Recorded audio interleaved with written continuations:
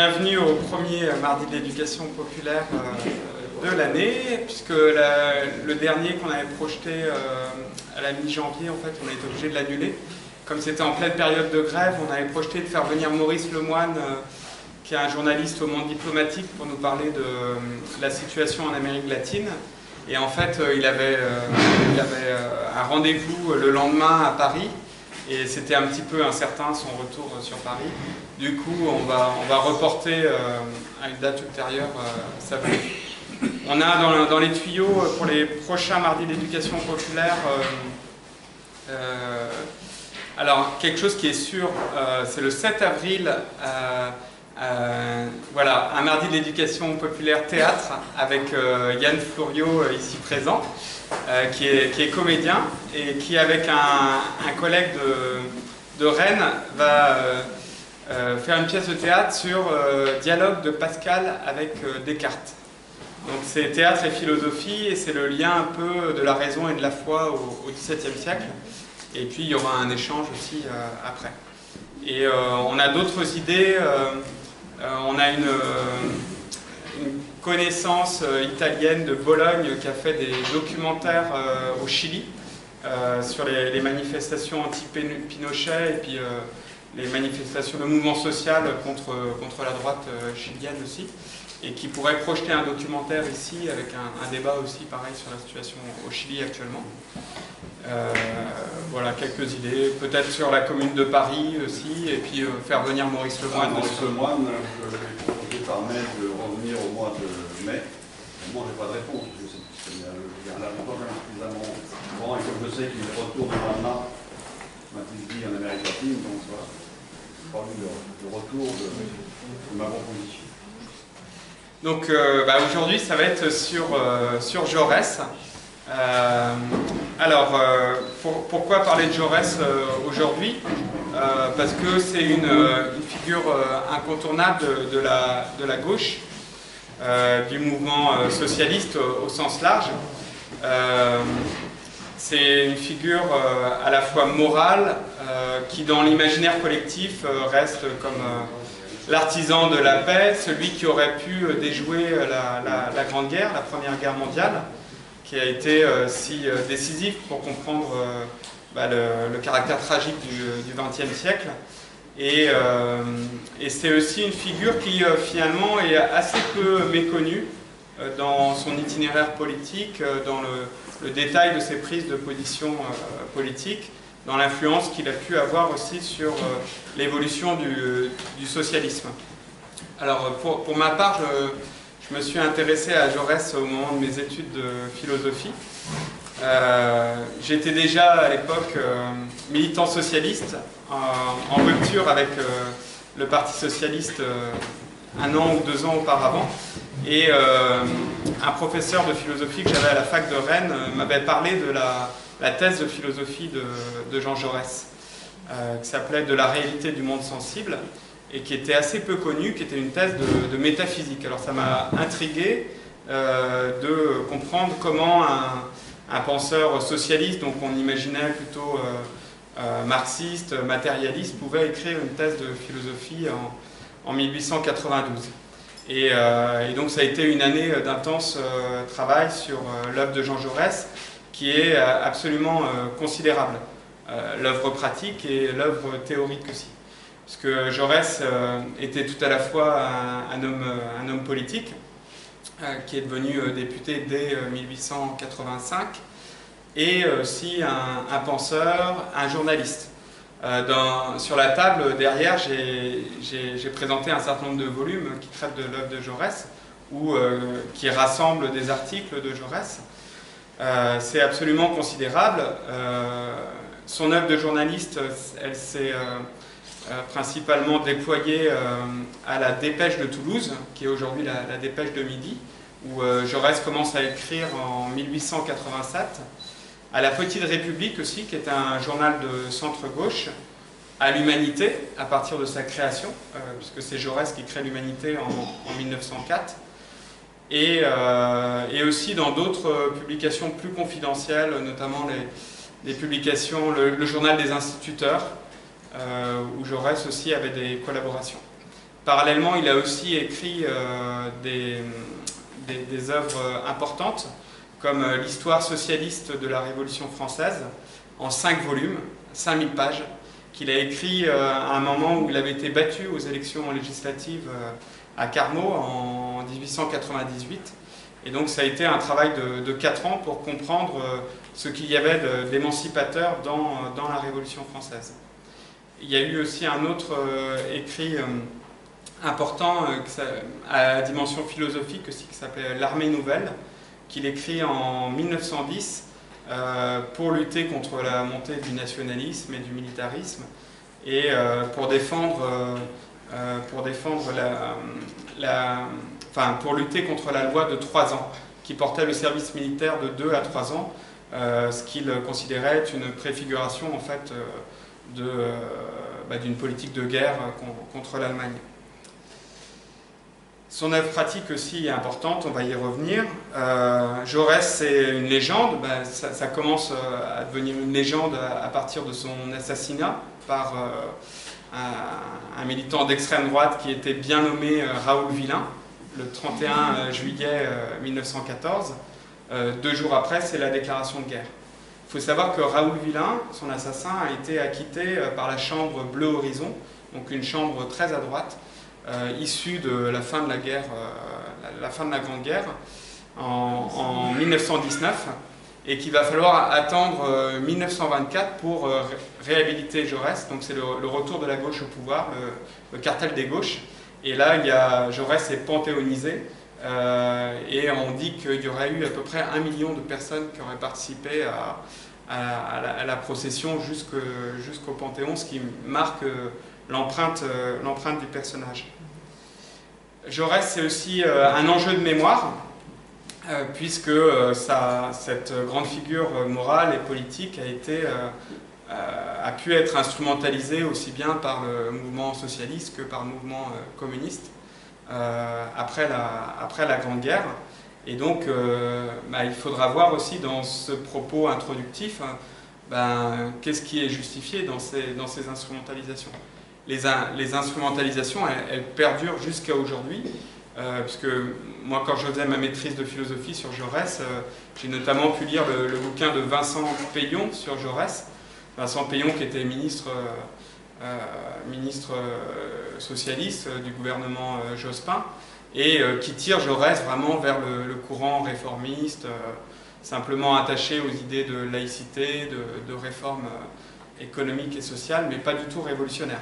Or, j'essaierai de montrer que Jaurès était un collectiviste, et donc sur l'ambition révolutionnaire, il n'était pas du tout à mettre dans le même camp que les socialistes d'aujourd'hui ou les socialistes depuis le congrès d'Épinay.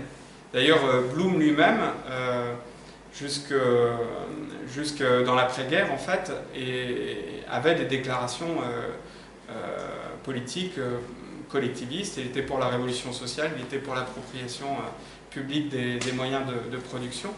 Et ce n'est que dans les années 60-70 que les socialistes français, avec les socialistes allemands, vont faire leur aggiornamento.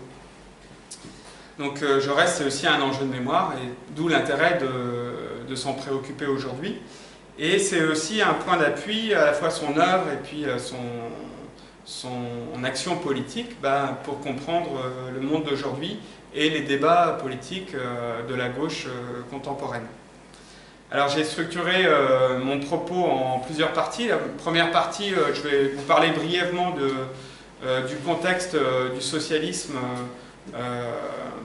entre la Commune et le moment où Jaurès devient socialiste.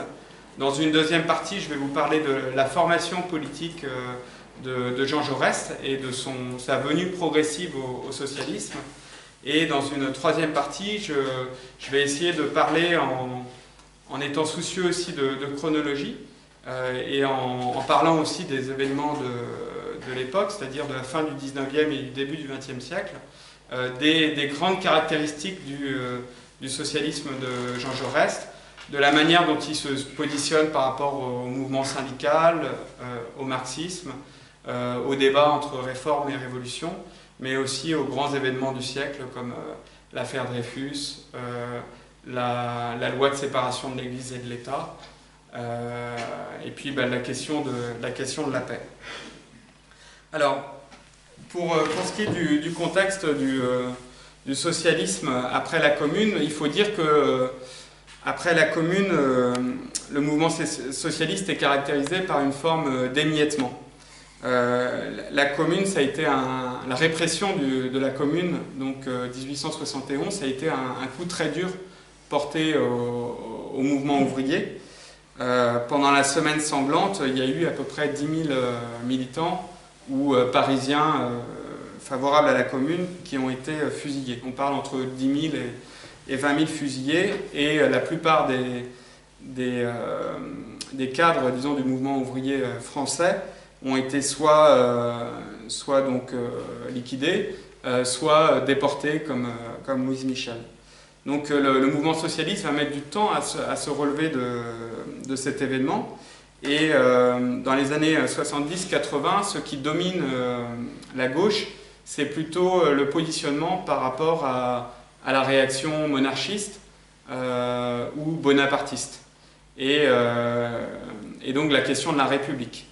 Et le mouvement socialiste est, à cette époque-là, donc dans les années 70 et 80, est un petit peu effacé par rapport au combat pour la consolidation de la République. Malgré tout, se crée en octobre 1879 un parti ouvrier d'inspiration marxisante et collectiviste. Donc la création de ce parti a lieu à Marseille, et on y trouve notamment Jules Guesde, qui est un ancien anarchiste, qui devient donc socialiste à cette occasion-là. Jules Guesde va créer en 1882 le Parti ouvrier français, qui est un petit peu l'ancêtre du Parti socialiste. Et ce Parti ouvrier français est lui-même minoritaire à l'intérieur du mouvement socialiste, puisque les thèses qui dominent en 1882, lors du rassemblement socialiste qui a eu lieu à ce moment-là, à Saint-Étienne, ce sont plutôt les thèses de Paul Brousse et les thèses de Hahnemann, qui sont beaucoup plus réformistes. En gros, Jules Guesde était plutôt, un petit peu comme plus tard Lénine, partisan d'un parti socialiste qui soit un peu le cerveau de la classe ouvrière, l'avant-garde, qui domine le mouvement syndical, où d'ailleurs à cette époque-là des éléments anarchistes ou anarcho-syndicalistes étaient aussi importants. Et Jules Guesde était aussi partisan d'un marxisme orthodoxe, là où Paul Brousse et Hahnemann étaient beaucoup plus partisans de l'action parlementaire, avec autonomie du mouvement syndical et le parti pris de la réforme, d'une évolution progressive vers une société plus socialiste. D'ailleurs, c'est à Paul Brousse qu'on doit le néologisme marxisme, qui, donc c'est en 1882 qu'il parle de marxisme, et il en parle de manière péjorative. Pour lui, le marxisme, c'est un courant sectaire, en fait, qui attribue une valeur absolue aux doctrines de Marx, sachant qu'à l'époque, le mouvement socialiste se revendique plusieurs origines, et pas qu'une seule origine intellectuelle. Et en particulier dans le socialisme français, l'influence de Proudhon, elle est au moins aussi importante à cette époque que l'influence de Marx. Donc l'accent mis sur l'autonomie ouvrière, sur la capacité des ouvriers à s'auto-organiser, notamment dans des coopératives de production, de consommation, et l'idée que il ne faut pas attendre d'un parti politique qui agirait de manière verticale une révolution sociale sur un grand soir ou même sur une action parlementaire progressive, mais que c'est d'abord les ouvriers eux-mêmes qui vont assurer leur propre émancipation. Donc ce courant qu'on appelle possibiliste, donc d'Hahnemann et de Paul Brousse, il va rester très influent dans le socialisme jusqu'à la fin du 19e siècle. Et on peut y voir d'ailleurs l'origine du courant des socialistes indépendants qui vont préconiser la participation gouvernementale à la fin du 19e siècle, avec l'entrée notamment d'Alexandre Millerand au gouvernement de Waldeck-Rousseau, donc qui était un Premier ministre radical, en 1899. Alors, parlons de Jaurès maintenant. Donc, Jaurès, il naît en 1859 à Castres, donc dans le Tarn. Il n'est pas issu d'une famille populaire. Sa famille est plutôt issue de la moyenne bourgeoisie urbaine. C'est une famille de négociants en laine et en textile qui a donné plusieurs généraux, plusieurs amiraux. Jaurès a plusieurs oncles qui vont finir généraux. Il a aussi un frère qui va devenir général. C'est une famille chrétienne. Son père est plutôt conservateur et sa mère, Adélaïde Barbaza, avec laquelle Jaurès aura des relations vraiment privilégiées, était elle-même chrétienne. Pour autant, Jaurès n'a pas grandi dans l'opulence, puisque sa famille va connaître des revers de fortune et son père va être obligé de s'installer dans une petite propriété à La Fédiale, donc à la campagne. Ça va devenir un petit propriétaire terrien, donc avec des fermes. Et son enfance, Jaurès la passe donc à la campagne, où il apprend d'ailleurs l'occitan. Et pendant toute sa vie, Jaurès va rester un défenseur des langues régionales. Et même si il aura des idées républicaines bien enracinées, il conçoit la République comme pluricentrée, disons. Il ne considère pas que le français c'est la seule voie d'accès à l'universalité, et au contraire il considère que dans les langues régionales il y a une vraie culture, il y a des vrais écrivains, et quand en 1880 il devient adjoint au maire à Toulouse, il va aussi développer l'enseignement des langues régionales sur Toulouse. Alors Jaurès, c'est un fort en thème, il est très très bon à l'école et il va réussir socialement par la voie de la méritocratie. Il y a un inspecteur général qui le repère assez tôt, alors qu'il a 12-13 ans, et qui le détourne de faire le concours des postes en pensant qu'il a plus d'avenir que celui de devenir un cadre de la poste. Et donc cet inspecteur général va l'amener à passer des concours et à faire des études à Paris. Et Jaurès intègre donc, alors qu'il a 14-15 ans, le lycée Sainte-Barbe à Paris, qui est un peu une pépinière des élites, hein. Proust est passé par là. Puis le lycée Louis-le-Grand, puis l'école normale supérieure.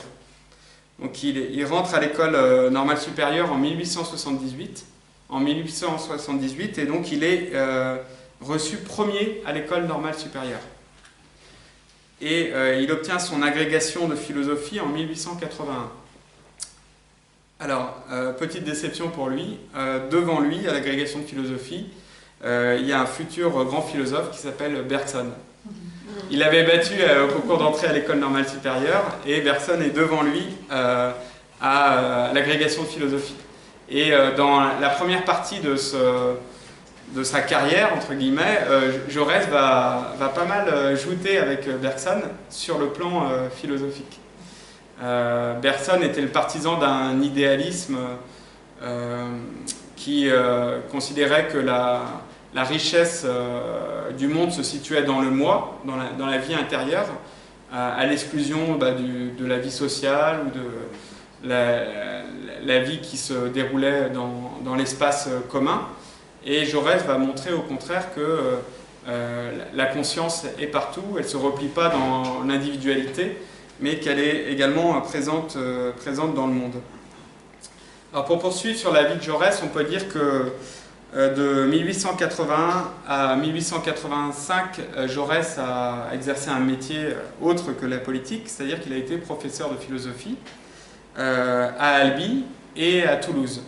Il a enseigné à l'université, il a enseigné au lycée de garçons, et il a enseigné aussi au lycée des jeunes filles. Il commence à réfléchir au moment où il fait ses premières armes de prof de philo au sujet de sa thèse qu'il va finalement soutenir en 1891. Donc à l'époque, on soutenait deux thèses d'État, une thèse principale et une thèse secondaire. Donc sa thèse principale, c'est une thèse de métaphysique, une thèse de philosophie, qui s'appelle « De la réalité du monde sensible ». Et sa thèse secondaire, c'est une thèse qui entremêle la philosophie, l'histoire et la politique, puisque son titre, c'est « Les origines du socialisme allemand ». Et Jaurès va chercher les origines du socialisme allemand dans la philosophie allemande, qu'il fait démarrer à Luther, Kant, Fichte et Hegel. Donc ça prouve que déjà à cette période, il s'intéresse évidemment à la question sociale et à la question du socialisme. Donc dans la réalité du monde sensible, c'est une thèse qui fait à peu près 300 pages. Jaurès en fait développe une thèse qui n'est pas du tout matérialiste, une thèse qu'on pourrait qualifier de panthéiste, c'est-à-dire l'idée que Dieu ou l'esprit habite l'ensemble de la nature. Jaurès s'est déjà dissocié à ce moment-là de la religion catholique, donc il ne croit pas à une réalité divine séparée des hommes, à l'idée que Jésus serait le seul Messie, fils de Dieu, mais il pense au contraire que le divin traverse la nature et qu'une de ses expressions, c'est justement les perceptions sensibles. Et que ce soit la lumière, les couleurs, sont autant de manifestations du divin. Alors comme ça paraît un petit peu illuminé, ça paraît un peu mystique comme propos, mais quand on regarde le détail des analyses philosophiques de Jaurès, on voit que sur ces analyses, en fait, il anticipe un courant philosophique qui va se développer dans les années 30-40 avec Husserl, qui est celui de la phénoménologie. L'idée que notre rapport conscient, scientifique au monde, en fait, se développe d'abord dans la perception, avec une analyse très concrète des perceptions qui construisent notre idée du monde, notre idée scientifique, réfléchie du monde. Mais ça se joue d'abord dans un rapport immédiat au réel. Et dans cette thèse de philosophie, Jaurès développe aussi l'idée que l'idéal historique a déjà des signes avant-coureurs dans notre rapport à la nature. Donc il y a une sorte de pénétration entre la nature, qui n'est pas qu'une nature matérielle, objectivable, l'histoire, qui est traversée par un courant d'idéalité, par une notion de progrès, et même l'aspiration humaine donc à une société d'unité pour tous les hommes, où les hommes pourraient saisir la spiritualité du monde. C'est vraiment exprimé à gros traits, hein, mais on ne peut pas trop rentrer dans le détail parce que c'est assez complexe. Je voulais vous dire aussi qu'à la même époque, Jaurès va écrire un manuscrit qui ne va pas être publié, qui ne sera jamais publié. Enfin, il a été publié que longtemps après sa mort, qui s'appelle « La question religieuse ou le socialisme », où Jaurès déclare partisan évidemment d'une séparation de l'Église et de l'État, et donc de la laïcité, et donc d'une sécularisation de la société, mais il considère qu'une société qui deviendrait socialiste serait comme le prélude à une révolution religieuse. Là je reprends ces mots, son expression, c'est-à-dire qu'au fondement d'une interprétation spirituelle du monde, et de la capacité des hommes à percevoir l'idéalité de la nature et du monde, il y a la révolution socialiste. Il y a l'idée que les hommes doivent être libres et égaux, pleinement égaux, y compris dans leurs conditions matérielles, pour pouvoir s'intéresser à autre chose qu'à la sphère des besoins et pour saisir l'idéalité du monde.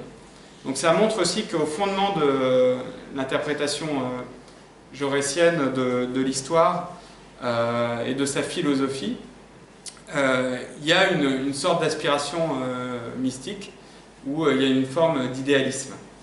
En ce sens, Jaurès n'est pas un pur matérialiste. Ce que certains d'ailleurs lui reprocheront, y compris dans le mouvement socialiste. Alors, en 1885, Jaurès va connaître sa première expérience politique puisqu'il devient député d'Albi et de Carmaux, de la circonscription d'Albi, qui englobe la région de Carmaux, qui est une région ouvrière où il y a des mines. Et par contre, ce n'est pas encore un député socialiste. À l'époque, en fait, il appartient au courant républicain, qui est qualifié à l'époque d'opportuniste, et en fait c'est le courant de Jules Ferry. Donc un courant politique qui considère qu'il faut consolider la République, qu'il faut aller progressivement vers une séparation de l'Église et de l'État, qu'il faut lutter évidemment contre les tentatives de restauration monarchique, la République est encore jeune, et qu'il faut aussi des avancées sociales qui crédibilisent la promesse démocratique et républicaine, en permettant au moins d'avoir une égalité des chances, une égalité des droits, une égalité devant l'éducation. Jaurès soutient de cette manière l'entreprise aussi de Jules Ferry pour installer l'école laïque gratuite et obligatoire. À l'époque, il existe déjà une représentation des socialistes à la Chambre des députés. Les socialistes comptent 6 députés en 1885, mais Jaurès n'appartient pas encore à ce groupe. Il trouve que les socialistes valorisent trop la violence ouvrière, et notamment pendant la grève de Decazeville, où l'ingénieur Vatrin se fait jeter sur les grilles. En fait, il se fait éventrer sur les grilles par les grilles de l'usine par des ouvriers. Jaurès dénonce l'attitude des socialistes de la région de Toulouse qui ne condamnent pas ce meurtre, et sans soutenir la répression militaire et patronale, il considère que les républicains doivent se désolidariser de la violence. On va voir que sa position va changer au cours du temps. Par contre, dès 1885, ce républicain avancé qu'est Jaurès va être très sensible à la question sociale. Et il participe au congrès, alors à l'époque ça s'appelle congrès ouvrier, c'est avant la libéralisation du mouvement syndical. En 1886, il participe à leur congrès national. Il discute beaucoup avec les ouvriers de Carmaux, les mineurs de Carmaux, pour porter un projet de loi de réforme des retraites. Enfin, la création, en fait, d'un système de retraite coopératif qui permettrait aux ouvriers âgés de bénéficier d'une assurance sociale. Donc ça le classe quand même à gauche de l'échiquier politique. Il dira d'ailleurs dans une préface à un livre en 1904 qu'il a toujours été un républicain et toujours un socialiste. Il n'a jamais séparé le socialisme de la République, et pour lui finalement le socialisme c'est la conséquence logique de la République, parce que la République elle ne doit pas être simplement dans l'ordre politique, elle doit aussi être dans l'ordre social. Donc à partir de 1887, Jaurès va collaborer à la Dépêche de Toulouse, donc qui est un journal à grande diffusion, un journal régional à grande diffusion, qui est plutôt à dominante radicale. Et il va quitter ce journal au moment de l'affaire Dreyfus, puisque le patron du journal est plutôt anti-dreyfusard. Mais donc entre 1887 et 1898, il va écrire quasiment tous les jours dans ce journal.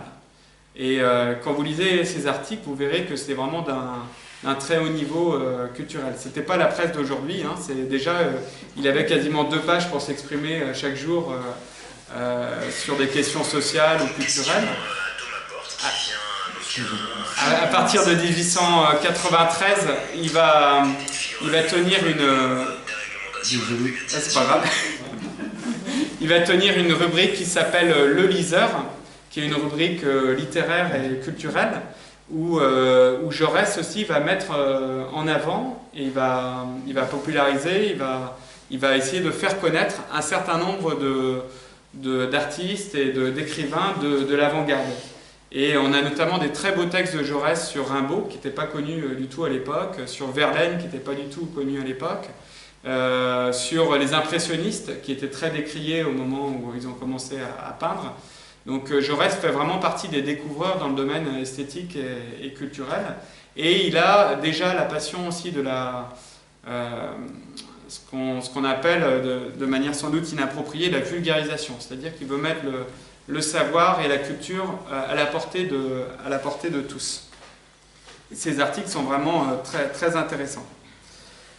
Parallèlement, dans le domaine social et politique, Jaurès va s'intéresser beaucoup à la question agricole.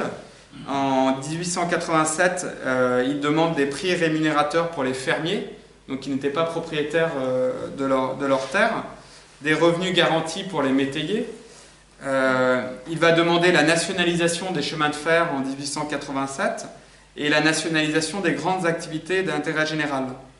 Il dénonce la mainmise des financiers et des spéculateurs sur l'économie.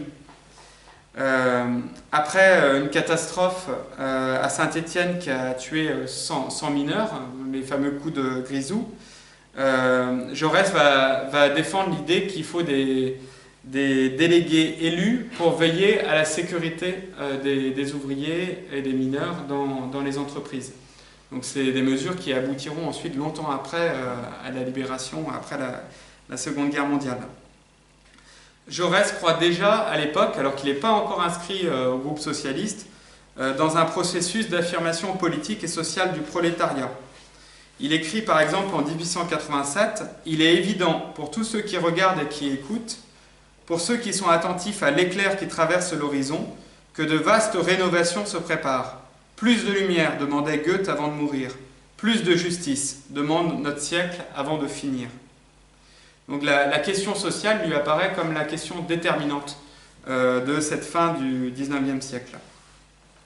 À l'époque, sa critique du capitalisme se fonde sur l'idée d'aliénation, sur l'idée que le capitalisme, que ce soit la machine ou les conditions de travail, en fait, dépossèdent les ouvriers, les travailleurs, de leur nature et les empêche de mener une vie pleinement humaine.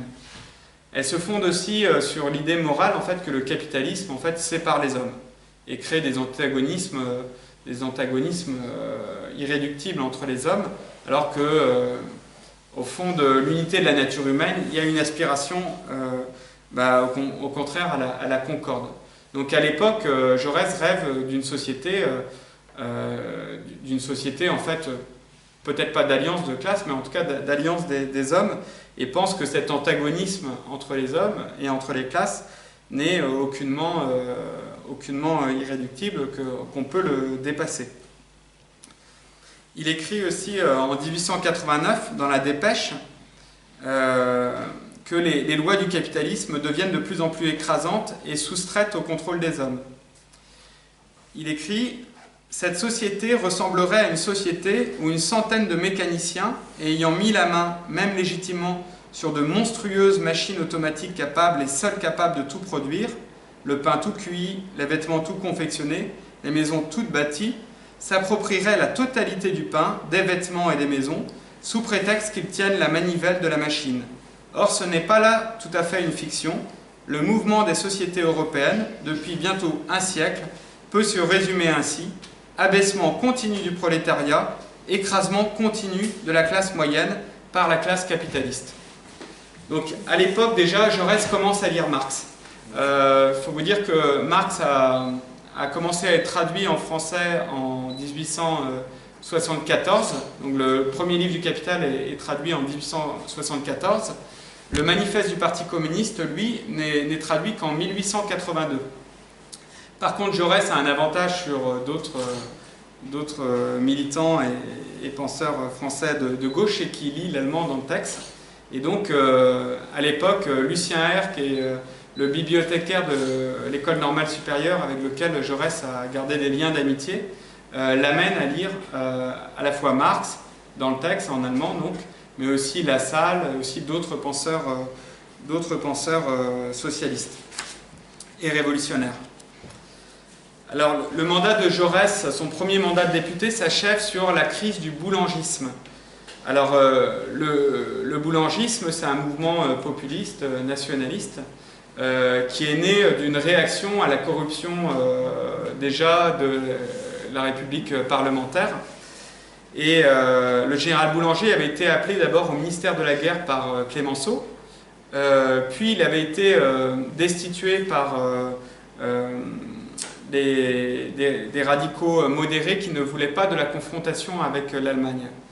Et une fois qu'il a été destitué en fait, du ministère de la Guerre, il a voulu instaurer un rapport direct avec le peuple en créant une situation quasiment insurrectionnelle où il se retrouvait avec des milliers de partisans qui l'appelaient au pouvoir, et avec des thématiques de campagne extrêmement cocardières, nationalistes, à consonance aussi antisémite.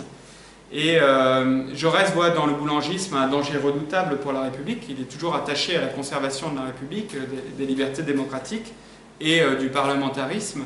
Mais par contre, il considère qu'il faut avoir une analyse sérieuse du boulangisme et qu'on ne peut pas se contenter de le dénoncer, de dénoncer le césarisme du général Boulanger ou son caractère antidémocratique, mais qu'il faut prendre conscience que le boulangisme, comme on pourrait dire aujourd'hui le Front National ou le mouvement des Gilets jaunes, c'est aussi l'expression d'un profond malaise démocratique et social, et que la seule manière de lutter contre ce populisme dangereux pour la démocratie, c'est la réforme sociale, c'est de pousser au bout la promesse d'égalité sociale de la République. Il écrit par exemple en 1889 dans la Dépêche « Le boulangisme a retardé en l'égarant le mouvement socialiste. Il est certain qu'il y a eu au début dans le mouvement boulangiste un grand mélange de socialisme dévoyé. L'équivoque boulangiste nous gênait, nous, républicains démocrates. Sur la révision où nous cherchions l'avènement du peuple, où le boulangisme cherchait l'avènement d'un homme équivoque, sur le socialisme qui était pour nous la réalisation de la justice par la science et la liberté, qui n'était pour le boulangisme qu'un vague sourire de prétendants aux foules amorcées, équivoques encore. » Donc dans le boulangisme, il y a déjà la préfiguration un peu de la dérive messianique que peut prendre une démocratie ou une république, avec cette idée d'homme providentiel contre laquelle combat Jaurès. Mais encore une fois, la seule manière de se garder de ces tentations du populisme et du césarisme, c'est de pousser au bout la promesse républicaine, et notamment dans le domaine social. Alors, en 1889, il va y avoir un événement important dans la vie de Jaurès, qui est sa défaite électorale, puisqu'il va être battu par l'homme du marquis de Solages, Abrial, donc qui est candidat aussi aux législatives contre lui. Le marquis de Solages, c'est le patron des mines de Carmaux, qui est lui-même un protégé du patron du comité des forges, qui s'appelait le baron Reille. Et à l'époque, dans cette campagne électorale où Jaurès fait déjà figure de républicain avancé, le marquis de Solages n'hésite pas à menacer les ouvriers, à leur proposer aussi des avancements s'ils font sa campagne, à créer un climat à la fois de terreur et de pression patronale pour piper le vote et pour battre Jaurès à quelques centaines de voix près. Et Jaurès prend conscience à ce moment-là que l'inégalité des revenus et que la propriété capitaliste, même dans une démocratie, peuvent fausser l'exercice de cette démocratie. Et qu'une démocratie où il y a des inégalités très fortes qui permettent à certains d'acheter le vote des électeurs ou de les influencer, par exemple avec des moyens de presse, puisque la presse n'est pas libre quand elle est sous le contrôle des forces de l'argent, n'est pas une véritable démocratie. Il écrit par exemple, toujours dans la dépêche de Toulouse, « Le jour est proche où l'oligarchie réactionnaire et l'oligarchie prétendument républicaine ne feront qu'un pour l'exploitation plus commode de la foule, à jamais misérable et asservie.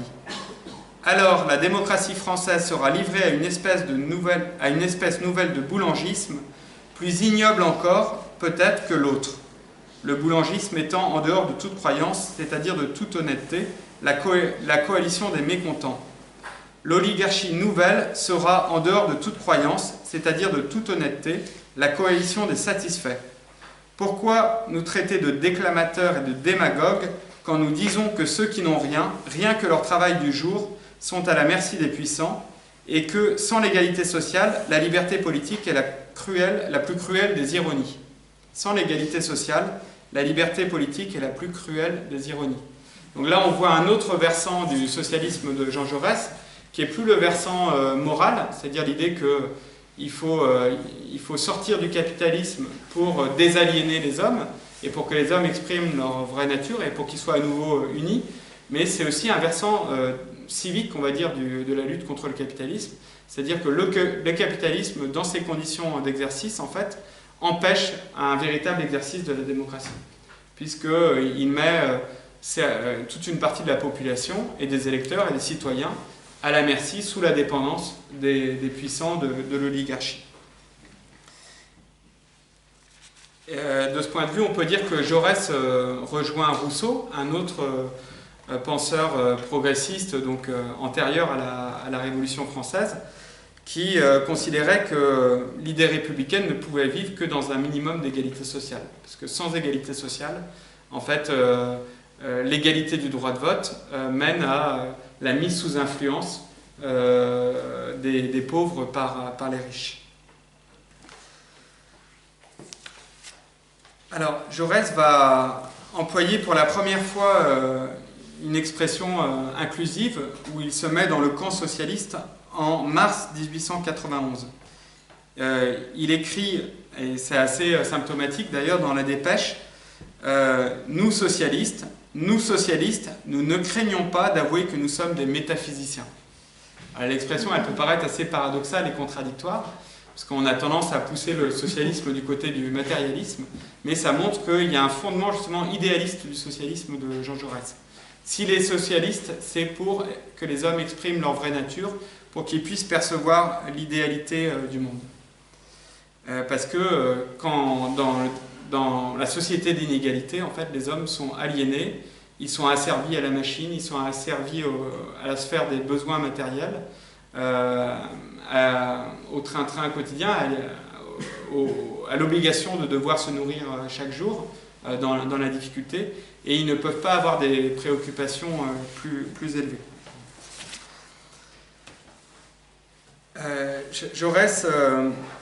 Si Jaurès devient socialiste, c'est aussi parce qu'à cette époque-là, il y a un renforcement de la répression patronale. La fête du 1er mai, enfin la fête du 1er mai, en tout cas plutôt la journée de lutte pour la journée de 8 heures, en fait, apparaît à Chicago en 1886. À l'époque, il y a des militants ouvriers anarchistes qui sont assassinés par les forces de l'ordre à Chicago, et ensuite ça va essaimer en France. Et en 1890, il y a les premiers mouvements revendicatifs du 1er mai partout en France, enfin partout dans toutes les grandes villes ouvrières de France. Et en 1891, à Fourmies, une cité industrielle du textile dans le Nord, la troupe va tuer 9 manifestants et faire 33 blessés à l'occasion d'une manifestation du 1er mai. Et pour Jaurès, cet événement, le massacre de Fourmies, en fait, retire les dernières parcelles de légitimité en fait, qu'il accordait à la République bourgeoise et le pousse à faire le pas de rentrer dans le mouvement socialiste. Il écrit par exemple dans la dépêche, le 7 mai 1891, « Les parlements seront obligés ou de s'abandonner à la politique de répression qui devient si aisément la politique de provocation, ou de diriger sans peur le mouvement socialiste. » Donc les politiques sont placés devant une alternative, Soit il s'oriente vers le socialisme, soit il n'y aura pas d'autre choix face à la montée du mouvement ouvrier et du prolétariat que de pratiquer la répression et la provocation. Donc, dans son analyse des conséquences politiques de Fourmi en mai 1891, Jaurès se déclare socialiste en un sens révolutionnaire et non plus réformiste, et met là-dedans la nécessité de réorganiser le travail, la propriété du capital et la production, ce qui ne pourra se faire que par la classe ouvrière qui travaille pour l'émancipation de tous. Il y a l'idée qu'on retrouve déjà chez Marx, que la classe ouvrière, elle a un rôle universel, c'est-à-dire qu'elle est l'agent en fait, pour délivrer la totalité de l'humanité.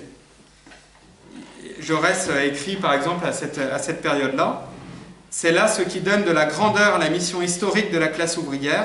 Elle travaille à un but qui la dépasse, à une œuvre qui est plus vaste qu'elle, car c'est le glorieux réveil de l'humanité tout entière, avec toutes ses forces, avec toutes ses âmes, dans la fraternité. » Alors Jaurès va rencontrer Jules Guesde à Toulouse, à l'occasion d'une conférence que Guesde donne à Toulouse, le 27 mars 1892.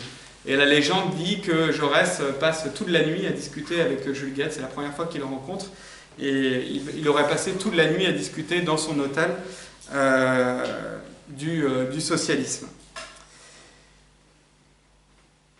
En 1892, Jaurès va aussi faire l'apprentissage de la lutte des classes, puisque en tant que journaliste, donc il est déjà battu, il est plus député, donc il n'est plus que journaliste à la Dépêche de Toulouse, c'est son gagne-pain, mais il va prendre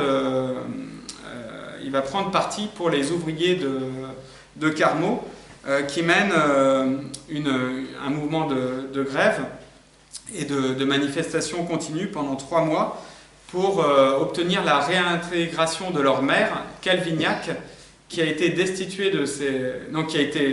il était maire de Carmaux, mais il a été viré parce que c'était un maire ouvrier de Carmaux. Donc les ouvriers demandent sa réintégration dans la mine, et Jaurès prend le parti donc, de Calvignac, et tous ses efforts se concentrent sur la réintégration de cet élu qui était ouvrier dans ses fonctions d'ouvrier, de militant syndical dans la mine de Carmaux. Et c'est une victoire politique puisque le marquis de Solage, le patron de Carmaux, est obligé de réintégrer Calvignac. Dans la foulée, il va y avoir des élections législatives en janvier 1893 et le syndicat des ouvriers mineurs et Calvignac soutiennent la candidature de Jaurès. Mais cette fois comme candidat du Parti ouvrier français, donc le parti de Jules Guesde, et comme candidat du Parti socialiste. Alors contre lui, il y a une candidature dissidente, une candidature ouvrière dissidente d'un maire ouvrier d'une commune aux abords de Carmaux, mais Jaurès réussit quand même à l'emporter face à la droite et donc réintègre la Chambre des députés dans le groupe socialiste. À cette époque-là, le groupe socialiste, il n'est pas très fort à la Chambre des députés. Donc je vous ai dit tout à l'heure qu'il comptait 7 députés quand Jaurès est devenu député en 1885. Et en 1893, il en compte un peu plus, mais il n'en compte que 37. Jaurès demeure non inscrit à la Chambre, même s'il fait quand même partie en gros de la mouvance socialiste. Et pour lui, à cette époque, le socialisme est toujours une forme d'aboutissement en fait de l'idée républicaine. Alors je vais vous parler maintenant des caractères distinctifs du socialisme de Jaurès. Donc c'est la 3e partie de mon exposé. Ce qu'on peut dire, c'est que l'originalité du socialisme de Jaurès vient surtout de sa capacité à faire la synthèse entre des options qui peuvent apparaître contradictoires. Synthèse dans le débat entre l'internationalisme et le patriotisme. Un refus du militarisme qui s'accompagne du choix d'une armée vraiment nationale, une armée vraiment citoyenne. Synthèse entre les idées de réforme et de révolution. Synthèse entre la valorisation de l'engagement parlementaire passant par des stratégies d'union, de rassemblement à gauche, et l'idée que parallèlement le prolétariat doit s'organiser spontanément, notamment dans le mouvement syndical. Synthèse entre une mystique de l'action politique, et donc un horizon un peu idéaliste de l'action politique, et la volonté aussi de séparer l'Église et l'État et d'aller vers une véritable laïcité. Synthèse entre l'idéalisme et le matérialisme dans la conception de l'histoire et donc dans son rapport aussi au marxisme. Alors, le socialisme de Jaurès a évolué dans cette période, c'est-à-dire entre 1892, époque où il rejoint le mouvement socialiste, et 1914. On peut dire que de 1892 à 1897, c'est-à-dire en gros jusqu'à l'affaire Dreyfus, Jaurès va défendre une conception marxiste plutôt orthodoxe. C'est un néo-socialiste, et comme tout converti, en fait, il va avoir tendance à être un petit peu gardien du temple, c'est-à-dire à défendre Marx dans le texte. Et c'est une époque où il ne se différencie pas beaucoup de Jules Guesde. Il a tendance même à appuyer Jules Guesde contre le mouvement anarcho-syndicaliste qui est également très fort dans le syndicalisme, à la CGT, et dans le mouvement socialiste qui se réclame de la deuxième internationale. L'affaire Dreyfus va changer la donne, puisque au moment de l'affaire Dreyfus, Jaurès pense que la République est vraiment en danger, mise en danger par le contexte du développement du militarisme, de l'antisémitisme, de la réaction cléricale aussi, à droite catholique, et qu'il faut donc défendre la République contre ces fossoyeurs. Et à cette époque-là, il va défendre les majorités d'union avec les radicaux et la participation des socialistes au gouvernement. Et donc ça va être une période à ce moment-là, entre 1898 et 1904, où Jaurès va beaucoup polémiquer avec Jules Guesde. On retient notamment un débat qui a eu lieu en 1900 à Lille, qui a été édité sous forme de brochure, qu'on retrouve encore publié jusqu'à aujourd'hui, sous le titre « La querelle des deux méthodes », où Jules Guesde polémique avec Jaurès. Jules Guesde se montrant plutôt partisan d'une politique classe contre classe, c'est-à-dire une indépendance totale du mouvement ouvrier et socialiste vis-à-vis des gouvernements bourgeois, tandis que Jaurès considère que la classe ouvrière doit faire œuvre de civilisation et doit préserver les acquis républicains, y compris si cela passe par une alliance avec des éléments plus bourgeois qui défendent la propriété individuelle et qui se situent à l'écart du mouvement socialiste. De 1904 à 1910, Jaurès va prendre des responsabilités à l'intérieur du mouvement socialiste, des responsabilités officielles, puisqu'il va devenir un des deux délégués français de l'Internationale socialiste, avec Vaillant. Et même si ces thèses sont mises en minorité au congrès de Japy, ça va être un des grands partisans de l'unification du mouvement socialiste qui se réalise en 1905 avec la création de la SFIO. Et à ce moment-là, Jaurès va défendre des thèses à nouveau beaucoup plus orthodoxes dans le mouvement socialiste, qui sont les thèses de la Seconde Internationale, et donc notamment l'indépendance du mouvement socialiste par rapport au gouvernement bourgeois. Donc là, il se rallie en fait aux décisions qui ont été prises au niveau international, de la Seconde Internationale, notamment sous l'influence de Rosa Luxembourg, Lénine, d'autres grands ténors de l'Internationale.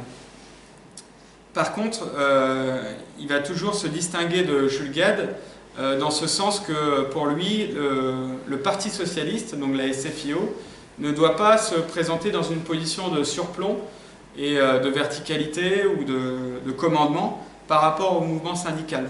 Et là où Jules Guesde conteste la charte d'Amiens, 1906, Jaurès, lui, la défend. C'est-à-dire qu'il considère que c'est bien qu'il y ait une indépendance du mouvement syndical Et à l'intérieur de l'Humanité, qui est créé en 1904, Jaurès va aussi laisser s'exprimer, y compris des partisans de l'extrême gauche du mouvement socialiste, comme Gustave Hervé, qui développe des théories pacifistes radicales, antimilitaristes et anarcho-syndicalistes, et aussi des leaders syndicaux qui sont pour affranchir le mouvement ouvrier de la tutelle d'un parti qui se présente un petit peu comme l'avant-garde du prolétariat.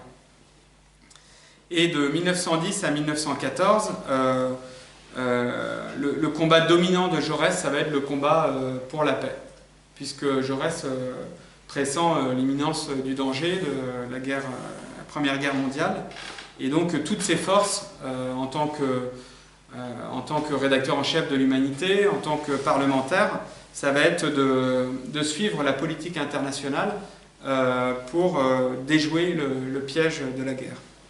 Donc ça, c'est pour son évolution, brossée à grands traits. Donc ça, du fait qu'il y ait cette évolution, en fait, suite à la mort de Jaurès et suite à 1920, le congrès de Tours, chacun des deux protagonistes principaux, que ce soit le mouvement socialiste ou le mouvement communiste, pouvait se réclamer de Jaurès à certaines étapes de son évolution politique. Le mouvement socialiste va plutôt s'intéresser évidemment aux propos et aux écrits de Jaurès dans la période de participation gouvernementale, c'est-à-dire entre 1899 et 1904, quand Jaurès défend la participation au gouvernement des socialistes indépendants que sont Mitterrand, Viviani, Briand, et le mouvement communiste s'intéresse à d'autres époques de son itinéraire et de son évolution politique. Alors ce qu'on peut dire aussi, c'est que une des caractéristiques de la philosophie de Jaurès, ou de sa philosophie politique, c'est que c'est une philosophie de l'histoire idéaliste qui intègre l'explication économique matérialiste de Marx. Donc Jaurès est un partisan du matérialisme historique, c'est-à-dire qu'il a lu Marx, il a lu le Capital, il a lu la critique de l'économie politique, il a lu une grande partie des œuvres philosophiques et politiques de Marx, et il considère effectivement que ce sont bien l'évolution des rapports de production liés à l'évolution des techniques qui induit une évolution des rapports de force sociaux, une évolution aussi de ce que Marx appelle les superstructures, c'est-à-dire la culture, le droit, l'État. Donc il n'y a pas d'indépendance de la politique et du domaine des lois ou de la culture par rapport à l'évolution économique et par rapport à l'évolution technique. On pourrait dire, si on suivait les conséquences de Marx, qu'il n'y a pas de progrès non plus. D'ailleurs, Marx le dit. La Révolution française, pour Marx, c'est lié à une évolution des rapports de production. Ce n'est pas une prise de conscience de l'humanité pour les bienfaits de la démocratie. C'est la classe bourgeoise qui avait besoin de défaire le cadre de l'ancien régime pour asseoir sa domination sociale qui était déjà effective. Et Jaurès montre d'ailleurs dans l'histoire socialiste de la Révolution française, et là-dessus il est tout à fait marxiste, une grande partie du premier tome de l'histoire socialiste de la Révolution française montre qu'en fait il y a déjà eu une émergence de la classe bourgeoise en France, notamment avec les ports marchands, la traite négrière, le développement de ports comme Marseille, Bordeaux, Nantes, qui voient l'émergence d'une classe capitaliste qui demande sa part du butin et qui veut donc se défaire de la domination politique aristocratique d'origine féodale qu'elle juge obsolète, dépassée. Donc là-dessus, Marx se situe Jaurès plutôt se situe dans la continuité de Marx. Par contre, lui, il ne renonce pas à l'idée de progrès et il ne renonce pas à l'idée qu'il y a une unité de la nature humaine. Et donc, quelque part, c'est toujours la même idée de justice qui a habité les hommes, quelles que soient les époques. Donc, effectivement, il y a des conditions économiques qui limitent l'expression de ces idées de justice sociale et politique. Mais par contre, ce qui habite le cœur humain, ce qui habite l'âme humaine, c'est continu à travers le temps, à travers l'histoire. Donc il y a quand même une histoire qui est homogène, qui n'est pas sectionnée en époques qui seraient différenciées suivant des rapports de production différents, rapport de production féodal, rapport de production capitaliste, auparavant le rapport de production antique lié à l'esclavage, mais il y a une continuité dans les aspirations de l'homme à l'unité, à la justice, à une société d'égalité et de liberté. Et c'est simplement les conditions économiques qui font que ces aspirations, elles peuvent plus ou moins se satisfaire dans la réalité. Jaurès pense aussi, là-dessus il prend Marx un petit peu à rebours de son matérialisme, que l'homme a des aspirations innées à la justice qui lui viennent y compris de l'évolution biologique. Et Jaurès s'appuie sur l'évolutionnisme de Darwin pour dire que la sélection naturelle a fait naître chez l'homme ces comportements altruistes qui vont ensuite se faire jour progressivement dans l'histoire. Donc, appliqué à la Révolution française, Jaurès refuse de considérer que la Révolution française, c'est simplement une révolution bourgeoise. Pour lui, c'est une révolution qui a un sens universel, qui concerne l'humanité tout entière, et c'est un acquis pour l'humanité tout entière. Et d'ailleurs, c'est le premier à vouloir défendre les acquis de la Révolution française, y compris au XIXe siècle, en défendant la République, les libertés politiques, l'égalité des droits, la séparation de l'Église et de l'État, l'égalité aussi entre tous les citoyens, quelle que soit leur religion. On y viendra tout à l'heure. Jaurès aussi considère que l'action socialiste se place certes sur le terrain de la lutte des classes, mais que la lutte des classes ne doit pas éloigner les socialistes d'autres combats émancipateurs. C'est-à-dire qu'il refuse une approche qui soit uniquement classe contre classe, ou une approche qui soit uniquement économiste, disons, du combat socialiste. Pour lui, je l'ai dit tout à l'heure en le citant, les socialistes, la classe ouvrière qui est la classe sociale qui porte le progrès humain à la fin du XIXe siècle, elle a charge de civilisation.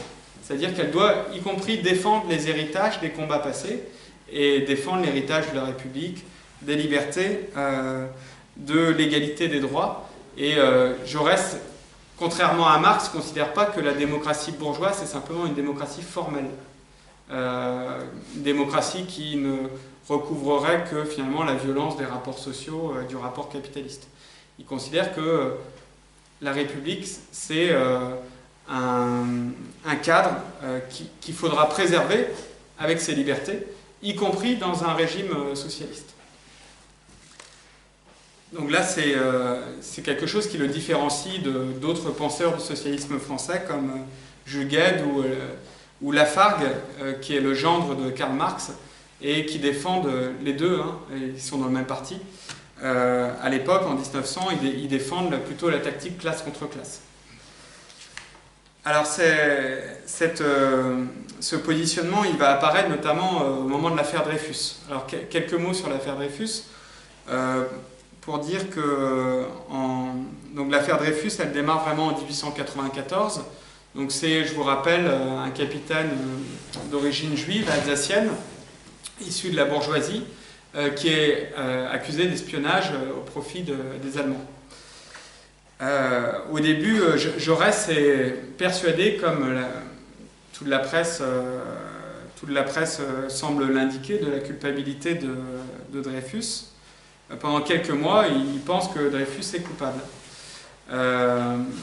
Il a certains écrits, d'ailleurs, en 1894, qui peuvent être teintés d'une certaine forme d'antisémitisme un peu coutumier, routinier, qui était très, très important à l'époque, y compris à droite comme à gauche d'ailleurs.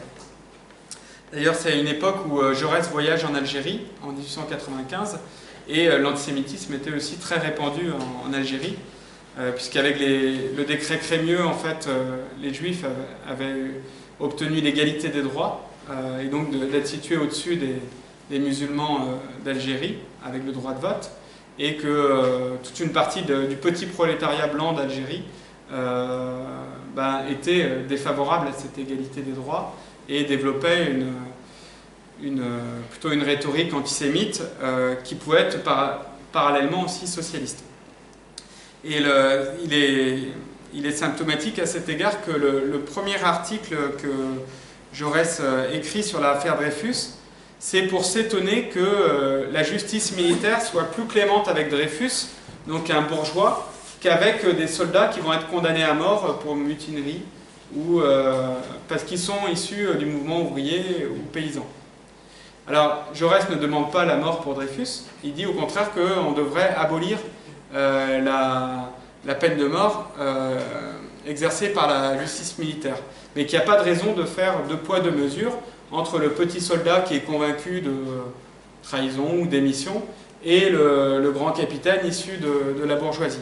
Et c'est pas parce que Dreyfus est défendu par toute une partie de la bourgeoisie juive ou de la bourgeoisie d'argent qu'il faut lui faire des cadeaux par rapport à des soldats qui seraient mis en cause par la justice militaire.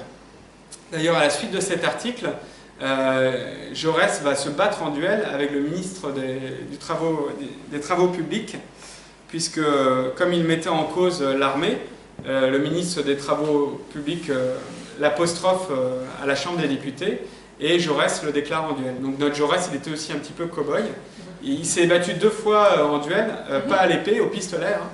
La première fois, donc, c'était à Saint-Ouen, contre ce ministre. Son nom, c'était Louis Barthou, qui a été aussi ministre de l'Éducation, et à qui, d'ailleurs, on doit des lois plutôt favorables à l'école privée. Et la deuxième fois, c'était contre Déroulède, 10 ans plus tard, en 1904, où Jaurès se bat à la frontière entre la France et l'Espagne, dans les Pyrénées, contre Déroulède, qui lui avait envoyé un télégramme à la Chambre des députés disant en gros que c'était un traître, quoi. À chaque fois, il en sort indemne, personne n'est blessé. Mais bon, ça montre qu'il avait quand même un certain courage. Alors très vite, Jaurès va évoluer par rapport à l'affaire Dreyfus.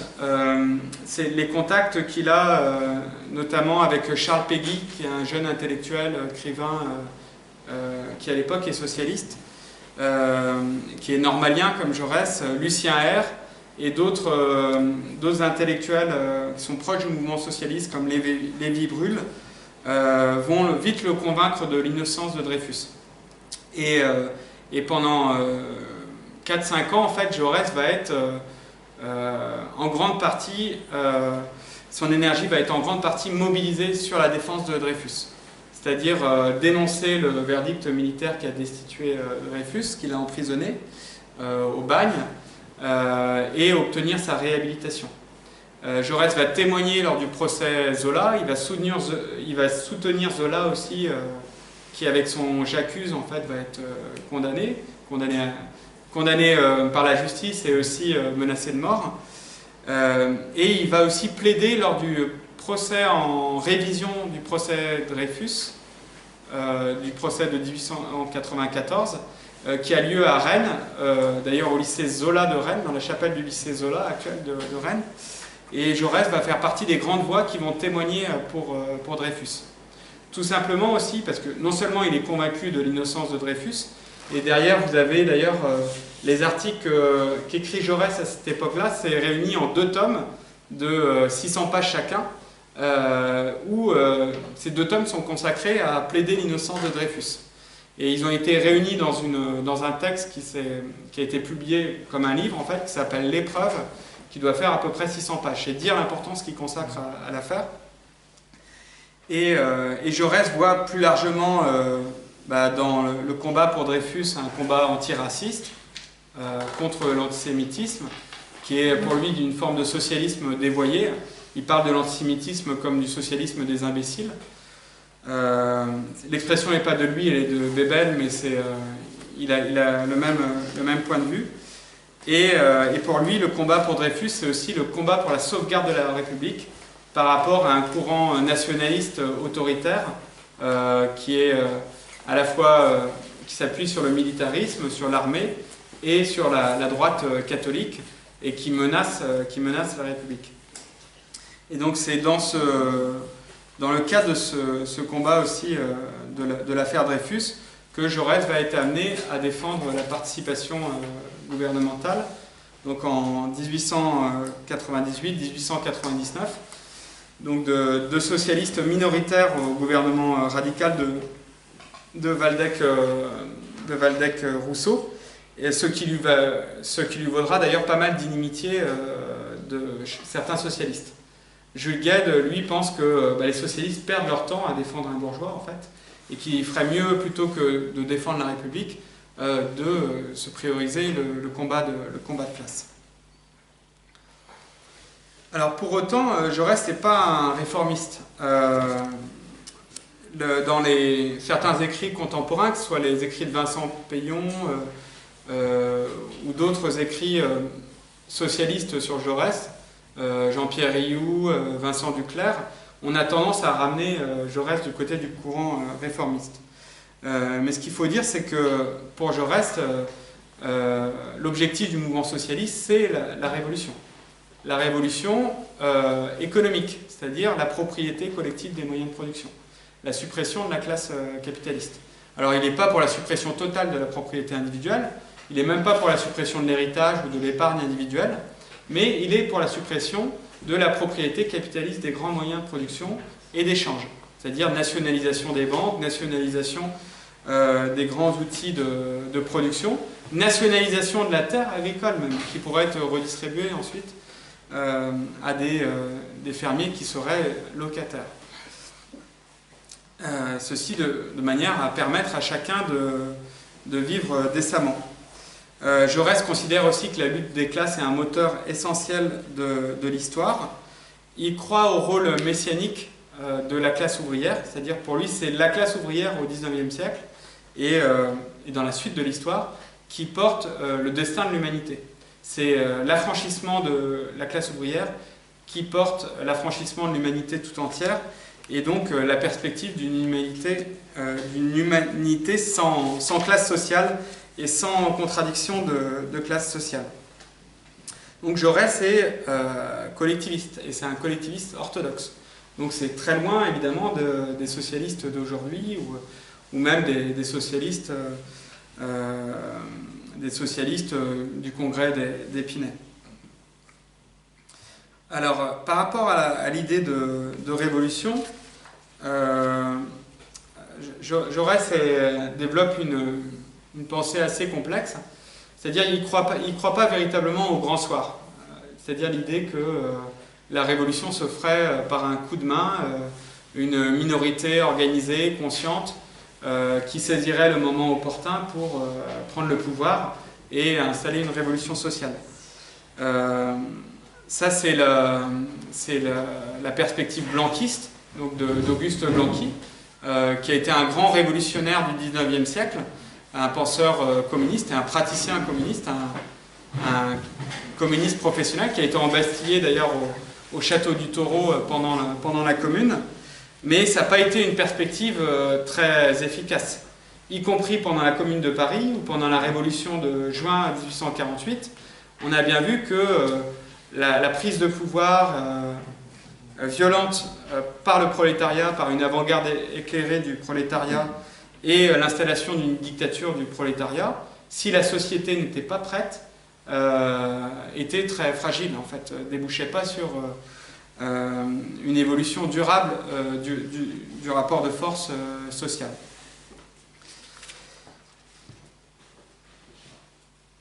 Par ailleurs, Jaurès ne croit pas non plus à la politique du pire, c'est-à-dire on le verra notamment avec Lénine, avec la théorie du défaitisme révolutionnaire, l'idée que la guerre pourrait préparer les conditions d'une révolution sociale. Jaurès dit oui peut-être, mais à quel prix quoi. Alors sur le rapport entre guerre et révolution, ces écrits ont parfois évolué. Il y a juste avant la Première Guerre mondiale, entre 1912 et 1914, Jaurès va défendre le droit à l'insurrection. S'il était patent que des gouvernements réactionnaires, bourgeois, développaient une stratégie menant à la guerre pour conserver les intérêts capitalistes, parce que pour Jaurès, guerre et capitalisme sont associés. Il a écrit cette formule fameuse comme quoi le capitalisme portait la guerre comme la nuée porte l'orage. Dans ce cas-là, si vraiment il y a une responsabilité des gouvernements bourgeois vers une politique de guerre, le peuple est en droit de prendre les armes contre ces gouvernements de bourgeois et donc de pratiquer une révolution sociale.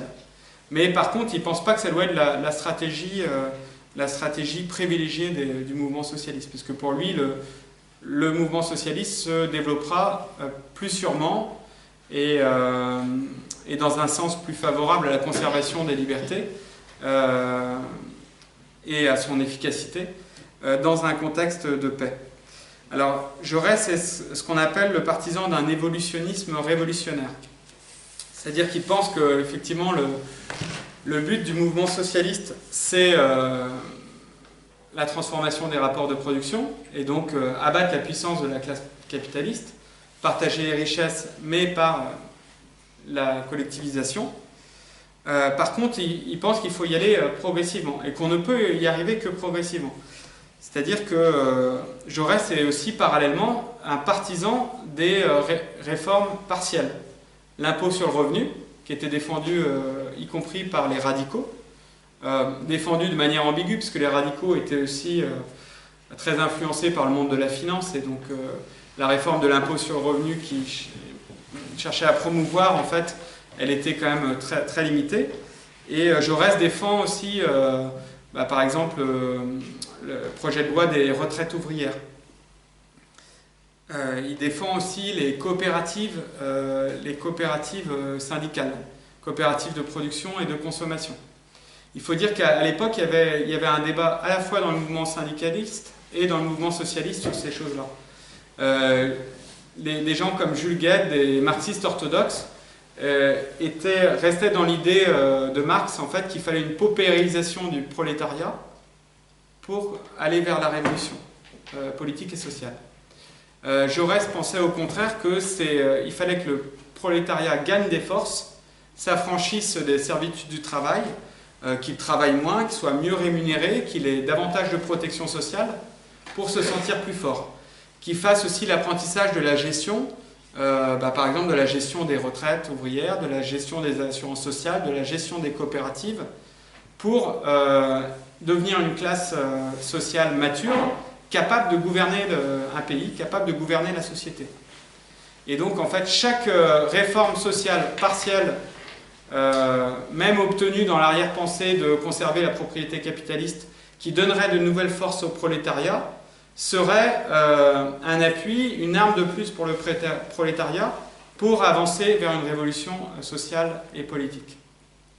Donc, sur cette idée, il s'opposait à Jules Guesde et Paul Lafargue, et il s'opposait également au syndicalisme révolutionnaire, qui était dominant dans la CGT, surtout à partir de 1906, à partir de la charte d'Amiens, où, en fait, par exemple, sur le projet de loi sur les réformes, sur la retraite ouvrière, qui est déposé à la Chambre en 1906, il prévoit une retraite avec un taux de remplacement à 60 ans, voire 55 ans pour les professions les plus exposées à la pénibilité, de l'ordre de 40% du dernier salaire. Et ça, c'est le projet de loi socialiste qui est défendu par Jaurès, mais qui n'est pas défendu par tous les socialistes, et qui n'est pas défendu non plus par tous les syndicalistes. Parce que certains syndicalistes disent que, finalement, on va embourgeoiser la classe ouvrière, et qu'elle n'aura plus envie de se révolter. Et c'est pareil pour les coopératives de production et de consommation. En permettant aux ouvriers de vivre mieux, finalement, on va les éloigner de la volonté de la révolution politique et de la révolution sociale. Jaurès est venu à Morlaix en 1900, en avril 1900. Donc à l'époque, il est c'est le début de l'unification du mouvement socialiste. Il y a déjà des premières tentatives d'unification du mouvement socialiste, et Jaurès vient à Morlaix avec Briand, et à Morlaix et à Brest. À Brest, je crois qu'il y a une foule d'à peu près 2000 personnes qui vont le voir, et à l'époque, les réunions publiques étaient payantes. Il fallait payer 50 centimes pour accéder à la réunion publique. Et à Morlaix, on parle d'entre 400 et 800 personnes qui seraient venues le voir. S'il vient à Morlaix, c'est pas un hasard, parce que Morlaix aussi était une grande ville socialiste à l'époque. Bon, déjà, c'était une ville qui était plus importante qu'aujourd'hui. C'était la deuxième ville du Finistère, derrière Quimper. Et pour le mouvement socialiste et syndical, c'était la troisième ville de Bretagne. Bretagne a 5 départements. Il y a un congrès en 1902 à Rennes où la délégation de Morlaix, la délégation socialiste de Morlaix, est la troisième plus importante de Bretagne. 9 mandats. 3 fois plus de mandats que Brest. Et il n'y a que Nantes et Saint-Nazaire qui sont devant. Et c'était aussi, à la fin du XIXe siècle, la ville de France, de province, où il y avait la troisième ville où il y avait le plus de coopératives de consommation et de coopératives de production. Notamment sur la base de la manufacture de tabac, qui a développé beaucoup de coopératives pour les métiers associés et aussi pour la consommation. La Maison du Peuple est installée à l'emplacement de la coopérative de la Ménagère, qui était une sorte de supermarché social avant l'heure. Donc, et puis il y avait des grandes figures du mouvement socialiste à Morlaix, qui étaient Yves Lefebvre, un anticlérical qui a écrit La Terre des prêtres, et Yves Le Guyadère, qui était un grand syndicaliste aussi. Et moi je vous parle de ça donc pour dire que si Jaurès vient à Morlaix, c'est aussi parce qu'il s'intéresse au développement du mouvement coopératif. Il va lui-même, dès 1896, il va défendre l'expérience de la verrerie ouvrière d'Albi, sachant que les verriers de Carmaux, après un long mouvement social contre leur patron, avaient été licenciés. Et ils ont décidé de s'unir pour créer leur propre entreprise. Et Jaurès va participer à la campagne de souscription pour les aider à administrer eux-mêmes leur propre entreprise. Les ouvriers peuvent être eux-mêmes leurs propres patrons et gérer eux-mêmes l'économie. C'est un petit peu le sens de ce combat-là. Alors, autre combat de Jaurès, le combat pour l'unification du mouvement socialiste. J'en ai parlé un petit peu tout à l'heure, donc il va y avoir plusieurs étapes. La première, c'est les premiers contacts se prennent au tournant du XXe siècle, dans les années 1900-1901. Et ça échoue, l'unification échoue sur la querelle des deux méthodes, c'est-à-dire la question de l'alliance de classe avec les gouvernements bourgeois, les gouvernements radicaux pour défendre la République. Jaurès, à l'époque avec Briand, avec Viviani, avec Millerand, défend la participation gouvernementale. Et Jules Guesde s'y oppose. Mais finalement, en 1904, il va y avoir un congrès de l'Internationale important, qui est le congrès d'Amsterdam, où les thèses de Jaurès vont être mises en minorité. D'ailleurs, je peux vous citer une citation de Rosa Luxembourg, qui date de ce congrès d'Amsterdam, qui montre en fait l'opinion que Rosa Luxembourg avait de cette participation gouvernementale des socialistes.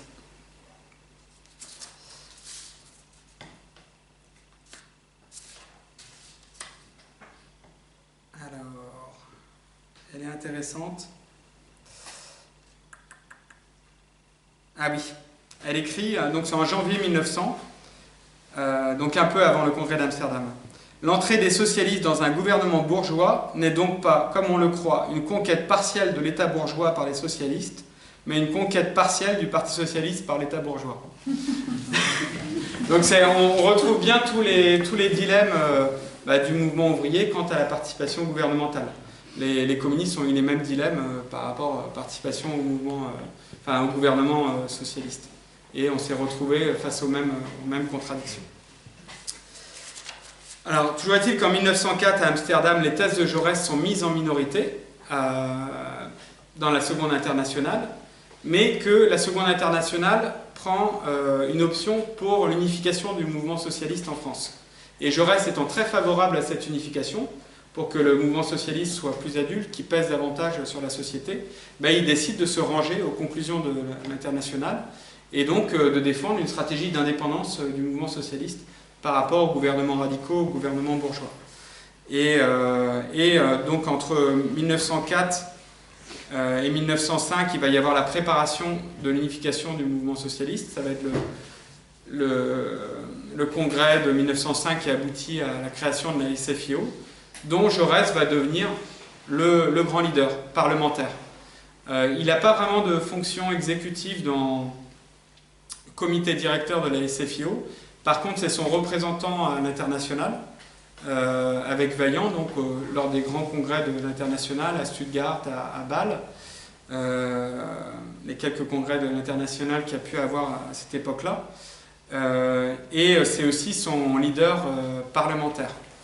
Et comme leader du mouvement socialiste, il va se différencier de plus en plus de la mouvance radicale, notamment parce que Clémenceau, qui est ministre de l'Intérieur, Premier ministre dans les années 1906-1907, va pratiquer la répression à tout crin en fait, contre le mouvement ouvrier et le mouvement syndical.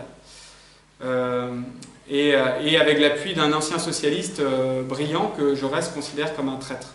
Il y a par exemple, c'est en 1910 je crois, 60 000 cheminots qui sont révoqués pour participation à des mouvements de grève. Il y a aussi une grève dans les vignes du Midi qui va être réprimée par la troupe. Il y a des grèves des gaziers, des électriciens à Paris qui vont être aussi violemment réprimés. Il y a le mouvement social qui suit la catastrophe de Courrières, 1100 morts quand même dans les mines de Courrières, ce qui va déclencher un grand mouvement social qui va être aussi réprimé par la troupe. Et donc là, c'est vraiment une période où Jaurès à la Chambre et à couteau tiré avec les radicaux. Et il ne mâche pas ses mots. Ce qui fait que la presse bourgeoise dans son ensemble va faire de Jaurès une cible de choix. Pour cette raison, parce qu'il menace la propriété capitaliste, et aussi parce que c'est un défenseur de la paix et de la lutte pour la paix.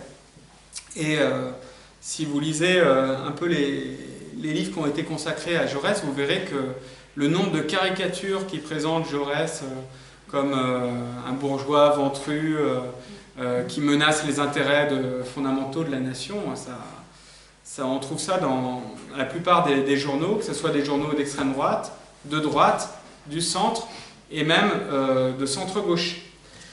Je vous ai mis sur la table derrière des photocopies que j'ai extraits du site des archives départementales du Finistère, des comptes rendus de la venue de Jaurès à Morlaix. Et j'aimerais bien vous lire quelques passages parce que c'est assez rigolo. Si vous voulez, c'est pas trop long. Alors, premier journal, c'est La Résistance. Le sous-titre de... Alors, c'est pas La Résistance FTP, hein. C'est La Résistance, Croix de Morlaix. Et donc, c'est daté du 7 avril 1900. Et ça fait référence donc au meeting que Jaurès fait à la salle du commerce le jeudi 5 avril. L'Union socialiste anticléricale vient de frapper un grand coup. Monsieur Jaurès, le Jaurès de Carmaux et de toutes les grèves, le Jaurès du syndicat Dreyfus-Renac, est venu à Morlaix prêcher la lutte des classes et le collectivisme révolutionnaire. À la veille des élections municipales, cette manifestation audacieuse du parti subversif est intéressante à noter. Rien n'est plus capable de montrer aux Morlaisiens attachés aux idées de liberté où on voudrait les mener et qui on leur propose de suivre. On veut les mener au bouleversement violent de la société, à la guerre fratricide entre patrons et ouvriers, à la spoliation des possédants, tout simplement. Certes, le Parti socialiste morlaisien est dans son rôle en poursuivant cette œuvre de destruction, mais quel est dans cette combinaison nouvelle le rôle de la faction bourgeoise qui, trahissant la défense de la société et la République libérale, se traîne aujourd'hui à la remorque du parti révolutionnaire. On peut penser que c'était les radicaux. Dans quelques semaines, les amis de Jaurès et les amis de la rue de Paris, on pense que les socialistes devaient avoir leur siège rue de Paris, uniront leur vote pour tenter ensemble l'assaut de l'hôtel de ville de Morlaix. On assistera à ce spectacle immoral du socialisme publiquement affiché, avec toutes ses ruineuses conséquences, et soutenu publiquement, non pas seulement par les professionnels du désordre, mais aussi par une minorité de bourgeois vindicatifs et sectaires. La conférence de Jaurès vient à point pour rappeler toutes ces choses à ceux qui seraient tentés de les oublier. Sans doute l'orateur de la sociale, ça vient de là, hein, n'a pas été cette fois assisté sur l'estrade par les pontifes de l'opportunisme anticlérical. Ces messieurs sont opportunément demeurés dans la coulisse. Mais le public qui n'est pas dupe de toutes ces manigances n'aura pas de peine à se rappeler que M. Baudros et Paul Legac, délégués de la rue de Paris, acceptèrent sans embarras de présider, il y a quelques mois, une conférence révolutionnaire analogue à celle d'hier. Je pense que c'était plutôt le mouvement radical ou franc-maçon, je ne sais pas trop. Autre article qui est assez rigolo à citer. Donc c'est l'autre journal qui se dit progressiste. S'appelle Le Réveil Morlaisien, journal de centre-gauche, mais qui, vous allez voir, défend la propriété. Morlaix, le 6 avril 1900. 10 000 socialistes convaincus ont applaudi hier, jeudi, les citoyens Briand et Jaurès. Traduction vraie. Lisez, 10 pantins, plus ou moins convaincus, ont trôné sur un tréteau pendant 1 heure environ, devant 2 ou 3 centaines de curieux qui pensaient assister à une représentation oratoire et patriotique. Car ne vous en déplaise, selon eux, messieurs les socialistes internationalistes regorgent de patriotisme. Déception. Le concerto commence par un sermon très très applaudi par la claque, prononcé par le Barnum Briand qui fait l'apologie, 1001 fois ressassée, du traître Dreyfus. Briand combat le nationalisme, mais il est très légèrement égotiste, car son idée et celle de Jaurès vise la confiscation des biens pour les convertir en biens nationaux. « Écoutez-moi, mes frères !» s'écrie le grand patriote Briand. Déroulède, Millevoye, Guérin se posent en professeurs de patriotisme, etc. Erreur, citoyens, c'est nous qui sommes les autres, c'est nous les vrais patriotes, parce que nous voulons que ce soit nous, et en dehors de nous, il n'y a pas de salut. En dehors du socialisme international, fondé par nous, la France est perdue. Ainsi dit le grand patriote Dreyfusard Briand.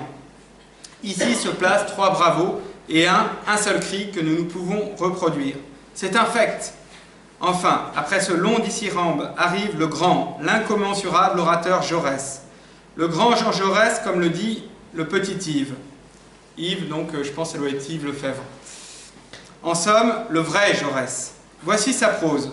Une main sur le cœur, un pouce dans le gousset, air légèrement penché. Il tousse. Citoyenne, citoyen, excusez, car je suis fatigué. Un coup à la tapette, un coup à la topette, car on fume. C'est compréhensible, car depuis plusieurs semaines, je voyage et je déblatère pour la misère du pauvre prolétaire. Accent gascon. Ici, une interruption. Pour la pièce de 100 sous, s'écrie un aveugle, pour de vrai, qui d'ailleurs se fait expulser, mais qui n'en a pas moins protesté à sa façon contre le commis voyageur socialiste, rédempteur de la misère humaine. Et dire que c'est un aveugle qui seul, ou tout au moins le premier, a vu clair dans cette aventure d'acteur grassement payé pour pleurer des larmes de crocodile sur le prolétariat. Ici se place un grand mouvement oratoire. Jaurès s'écrie « Citoyens, mes frères, jusqu'à la poche ! Breteurs, Béthécard Godel, le peuple souffre, pas de pain dans la huche, pas de fiacre pour aller à la grève, gober des huîtres socialistes à la barbe des gogos qui gomment nos paroles. Et en outre, un sale patron qui vous bigorne d'un œil dur derrière ses billets de banque. Ah, mes frères, réagissez, ou bien employez mon truc. » Et, d'un geste que ne répudierait pas le dernier des Gavroches, le richissime Jaurès verse une dernière larme en tapant sur son gousset et en s'écriant d'une voix plus que mêlée « Casse, tout evitum, agnetra evit a reo at. Tout pour moi, rien pour les autres. » Greon partage var leve an doudal, mais arabe et au touche des va lever. Désolé pour le breton. Partageons les propriétés des autres, mais il ne faut pas toucher à mon bien. Tel est le fond de la doctrine Jaurès et compagnie. Artisans et laboureurs, ouvrez l'œil et le bon. En tout cas, vous pourrez toujours, quand vous voudrez, gratter de cette guitare productive de pièces de 100 sous, de Samson, moins pénible que le travail manuel, comme vous le disait hier, le Barnum brillant, montrant son Bouddha postiche. Bouddha postiche, c'est Jaurès. Donc ça montre la violence de la presse dès 1900. Entre-temps, 1905, il y a la loi de séparation de l'Église et de l'État. Il faut en dire quelques mots quand même. Ouais, c'est écrit de manière assez satirique, quoi, un peu comme une phrase, quoi. Et en 1905, en fait, donc Jaurès est toujours dans la défense de la participation gouvernementale. Non, il l'est plus déjà en 1905, mais par contre, il va défendre avec les radicaux la loi de séparation de l'Église et de l'État. Et il va l'écrire d'ailleurs avec Aristide Briand. Si la loi de séparation de l'Église et de l'État a tenu jusqu'à aujourd'hui, même si certains la remettent en cause, c'est aussi parce qu'elle a été écrite dans un esprit libéral. Parce qu'en 1901, il y avait eu toute la lutte contre les congrégations religieuses, avec l'inventaire des biens d'église, avec l'expropriation d'une partie des congrégations qui pratiquaient l'enseignement. Et ça avait été une période de violence sociale, notamment dans le Finistère, dans la région lyonnaise, dans le Midi. Il y avait eu un climat quasiment de guerre civile. Et en 1905, en fait, 1904-1905, quand la loi est préparée, Jaurès et Briand considèrent que pour que la laïcité soit durable, il faut que la loi de laïcité soit votée dans un sens libéral. C'est-à-dire qu'on garantisse la liberté de l'Église et la liberté de l'Église de s'organiser. Donc l'Église ne va plus être propriétaire de ses biens, les églises appartiennent à la nation, aux collectivités. Elle ne pourra plus s'exprimer dans l'espace public, il n'y aura pas de religion officielle. Par contre, la liberté de culte, d'expression, de pratiquer sa foi va être garantie à tout à chacun, à égalité entre les différentes religions et avec l'athéisme. Et l'État ne va pas s'immiscer non plus dans les affaires de l'Église. Donc à l'époque, il y avait des anticléricaux qui étaient... ils ne pensaient pas qu'il était possible de faire disparaître l'Église du jour au lendemain, mais par contre, ils voulaient exercer une tutelle sur l'Église.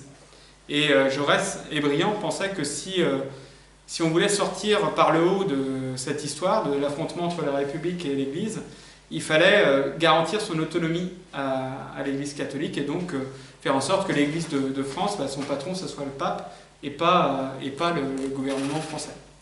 Et donc c'est l'état d'esprit de cette loi de 1905 qui continue à s'appliquer. Donc certains vont lui en vouloir. L'Église catholique, elle n'a pas d'emblée, évidemment, elle a ferraillé contre la loi de 1905. Il y avait quelques catholiques progressistes qui étaient en accord avec les principes de laïcité de cette loi, mais la plupart du camp de la droite catholique la combattait. Donc c'était aussi une des raisons de l'exécration de Jaurès.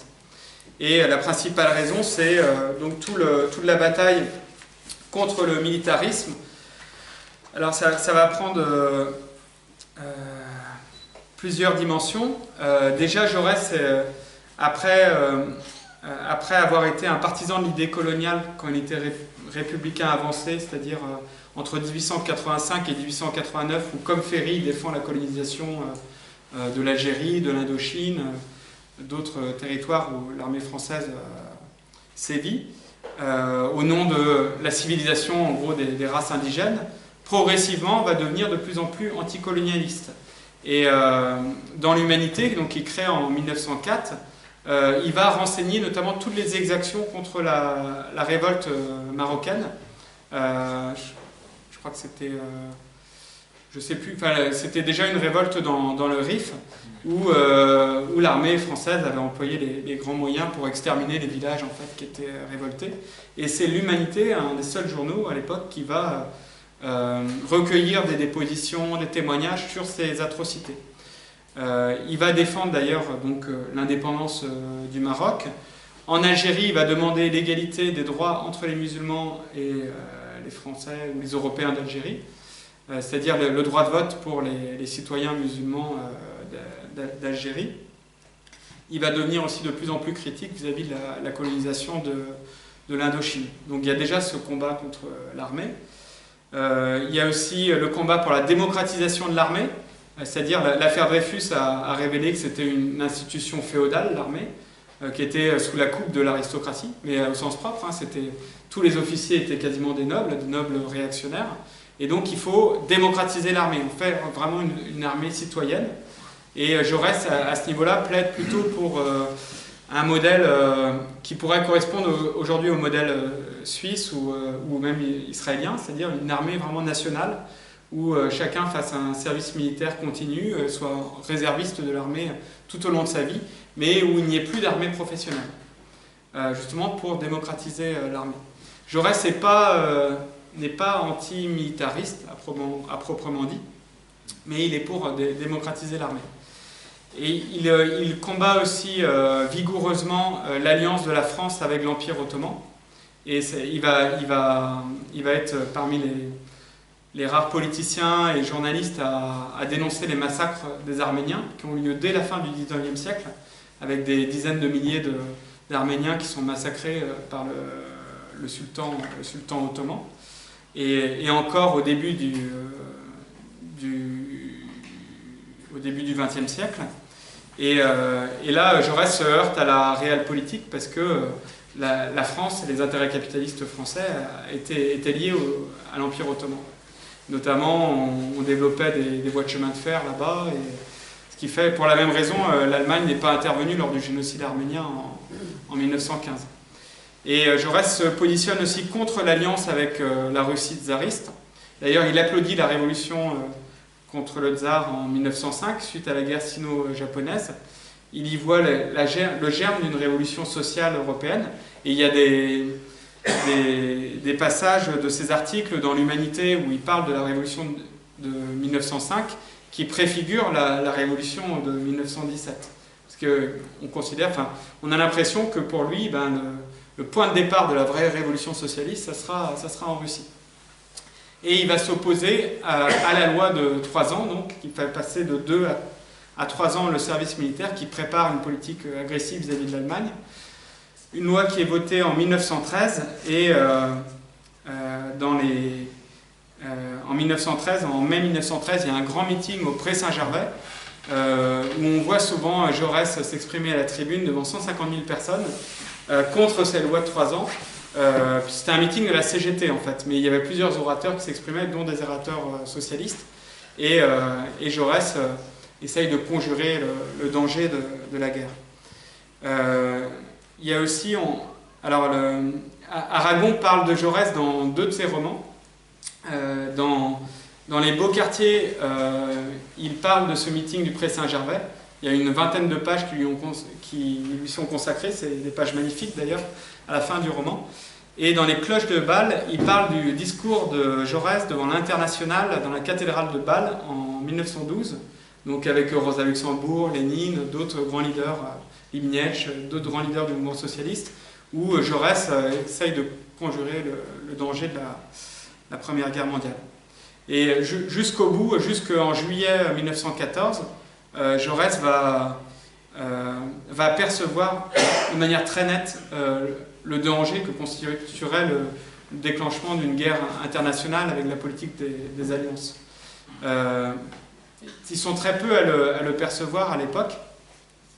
On pense que la guerre sera rapide, comme la guerre de 1870, et évidemment la victoire sera dans l'autre sens, c'est-à-dire pour les Français contre les Allemands, et Jaurès, lui, il prévoit une guerre qui sera une destruction vraiment de la civilisation européenne. Et là-dessus, c'est difficile de lui donner tort. Et il est assassiné le 31 juillet 1914 au Café du Croissant, après une conférence de l'Humanité, de la rédaction de l'Humanité. Et le jour même, il publie un article contre la guerre qui vient. Et la veille, il a fait le discours de Vèze, où il anticipe en fait les bouleversements sociaux, démocratiques, de longue portée en fait, qui pourraient être liés à une guerre si la politique des alliances, suite à l'assassinat de l'archiduc François Ferdinand, en fait, aboutissait à cette guerre mondiale. finalement, donc il est assassiné, et 2 jours après, c'est la déclaration de guerre, et 4 jours après, Léon Jouot, à l'enterrement de Jaurès, et qui se positionne pour l'Union sacrée, comme Jules Guesde, sachant qu'il y a des ministres socialistes qui vont rentrer au gouvernement. Jules Guesde, Albert Thomas, qui sera même... Jules Guesde a été ministre de la guerre, je crois, et Albert Thomas, ministre de l'armement. Donc certains considèrent que c'est la trahison, en fait, des idées pacifistes de Jaurès, et de cette espérance, parce qu'à l'époque, il y avait quand même cette idée que le prolétariat international, l'international socialiste, pouvait déjouer le piège de la guerre. En France, le mouvement socialiste n'a jamais été très important, mais la CGT, c'était 800 000 adhérents quand même. Le mouvement socialiste en 1914, c'est quand même 100 députés, donc c'est pas rien. Et en Allemagne, c'est 1 million de militants. Donc si les socialistes avaient refusé de voter les crédits de guerre, s'ils avaient déclaré une grève générale insurrectionnelle pour s'opposer au déclenchement de la guerre, on peut penser que la guerre aurait pu être évitée ou conduite autrement. Au lieu de ça, c'est des bandades en race campagne, ce qui ne sera pas pour rien d'ailleurs dans l'émergence ensuite de la critique du mouvement socialiste et de la Troisième Internationale et l'apparition du mouvement communiste d'abord en 1917 en Russie et puis en 1920-1921 dans les autres pays européens. Dernière chose, j'ai été long, sur l'humanité. Pour vous dire, l'humanité est créée en 1904. Au début, Jaurès c'est pas l'organe du mouvement socialiste. Jaurès la conçoit plutôt comme un moyen de s'adresser au monde intellectuel pro-Dreyfusard, au monde intellectuel progressiste. Briand caricature l'humanité en disant que c'est le journal des 17 agrégés. En gros, Jaurès s'entoure d'intellectuels. Il y a Jules Renard qui collabore à l'humanité, Tristan Bernard, Lévi Brühl, Marcel Mauss, vraiment des intellectuels de renom de l'époque. Lucien R, Pressensé, etc. Et rapidement, au début, le journal tire à 30 000 exemplaires. Et rapidement, en fait, le lectorat va s'affaisser parce qu'il vise trop haut par rapport au lecteur socialiste moyen. Et le lecteur cultivé et pas socialiste. Et donc il va réajuster le tir, et à partir de 1906-1907, l'humanité va vraiment devenir l'expression du mouvement syndical et socialiste dans sa diversité. Ce qui va permettre à ces ventes de s'améliorer. Et à la veille de la guerre, l'humanité est lue à peu près par 70 000 personnes. C'est pas énorme, hein. L'humanité de l'après-Seconde Guerre mondiale, du grand parti communiste, c'était plusieurs centaines de milliers de lecteurs, autour de 500 000 lecteurs. Ça situe aussi ce qu'était l'importance du mouvement socialiste avant-guerre, qui restait, c'était un mouvement qui était significatif, mais qui n'était pas du tout à la hauteur du mouvement socialiste allemand, ou même de ce qu'a été le mouvement communiste à la Libération. Voilà.